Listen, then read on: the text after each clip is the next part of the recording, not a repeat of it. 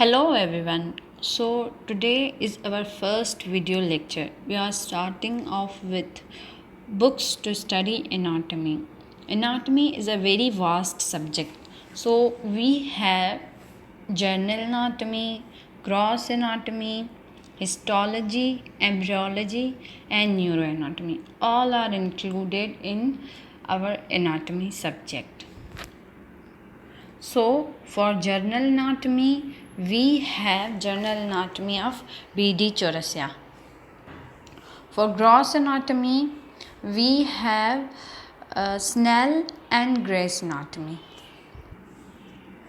For histology, we have a short book called Firdaus, and we have a textbook which is Wheaters.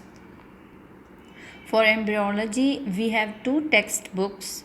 One is KLM and second is Langman. And for embryology, we have Shergill is a short book. For neuroanatomy, we have textbook again from Snell.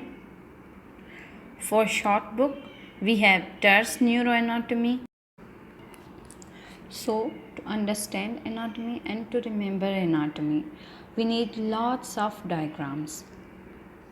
And for that purpose, we have Atlas Anatomy. It will help you to clear your concepts and remember anatomy very easily. For practicing MCQs or BCQs, we have BRS, which will help you in your exams. So it will help you to find out your weak areas, that on what point you have to focus on again, and you have to study that topic or that point again. So that's it for today's video. If you like this video, please like, share, comment and subscribe to the channel. Thanks.